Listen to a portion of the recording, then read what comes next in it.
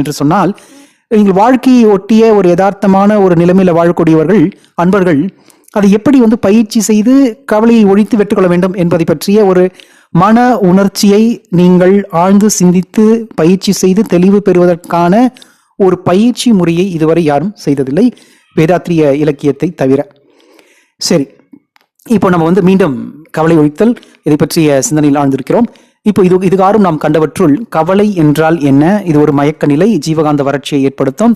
இதை ஒரு சித்தர் அழகா சொல்றாரு. கறந்த பால் முளைப்புகா, உடைந்த சங்கின் ஓசை உட்புகா. இதுக்கு என்ன அர்த்தம் என்று பார்த்தீர்கள் ஆனால், அதே மாதிரி நம்ம உடல்ல இருக்கக்கூடிய ஆற்றல், ஜீவகாந்த ஆற்றல் கவலையினால, கவலை என்னும் ஒரு உணர்ச்சி நிலையில வழிந்து ஓடிவிடும். நம்ம ஏற்கனவே பார்த்து முயற்சி பயிற்சி விளைவுன்னு மகிழ்ச்சி சொல்வார்கள். அப்போ உங்களுடைய நோக்கம் நல்ல நோக்கமா இருக்கணும், செய்யற செயலை சிறப்பா செய்யணும், உங்களுடைய ஸ்கில்ஸ் என்று சொல்லக்கூடிய தன்மை திறன் அதிகரிக்க வேண்டாம்.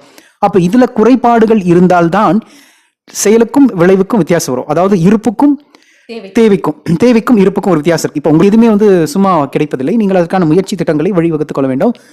நீங்க கற்பனை வலையில ஒன்னு நினைச்சிட்டு இது கிடைக்கலையே நினைக்கிறதுல யாருக்கும் எந்த பலனும் இருக்காது. சரிமா?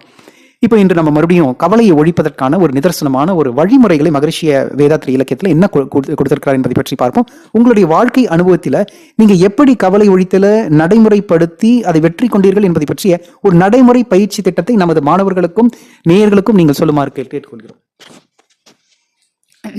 அதாவது மகரிஷி அவர்கள் இன்னொன்று அழகாக ஒரு கருத்தை அடிக்கடி சொல்லுவாங்க.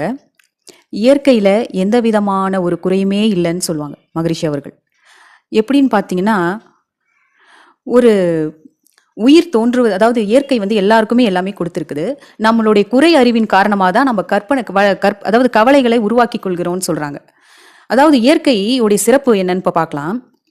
ஒரு இயற்கை என்ன பண்ணுது பார்த்தீங்கன்னா, ஒரு உயிர் தோன்றுவதற்கு முன்பாகவே அந்த உயிருக்கு தேவையான அனைத்தையும் செய்துவிட்டு தான் ஒரு உயிரே தோன்றுகிறது என்பதை மகரிஷி அவர்கள் சொல்கிறார்கள்.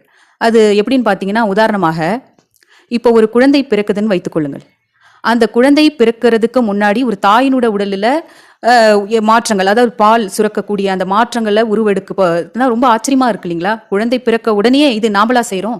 இயற்கை எவ்வளோ அழகாக ஒரு உயிர் தோன்றுவதற்கு முன்பாக அந்த உயிருக்கு தேவையான ஒரு உணவை தயார் பண்ணி கொடுக்குது என்பதை இதெல்லாம் சிந்திக்க வேண்டிய விஷயம். மகரிஷி அவர்கள் இதெல்லாம் நிறைய சொல்லும்பொழுது எங்களுக்கெல்லாம் ரொம்ப மிக ஆச்சரியமாக இருக்கும். அது விஷயம்தான், அதை நம்ம சிந்திக்கிறது இல்லை. அப்படி இயற்கை என்னைக்குமே ஒரு குறையுமே யாருக்குமே வைக்கல. அப்படி பார்க்கும்போது அடிக்கடி ஒன்று சொல்லுவாங்க, ஒரு இறைவன் ஒரு கதவை மூடிட்டு தான் இன்னொரு கதவை திறப்பான் அப்படின்னு நம்ம கேள்விப்பட்டிருக்கிறோம். ஆனால் மகரிஷி அவர்கள் அதையும் தாண்டி எப்படி சொல்கிறார் பார்த்தீங்கன்னா, இறைவன் ஒரு கதவை திறந்து வைத்து விட்டுத்தான் இன்னொரு கதவை மூடுகிறான். ஒரு கவலை, ஒரு ப்ராப்ளம், ஒரு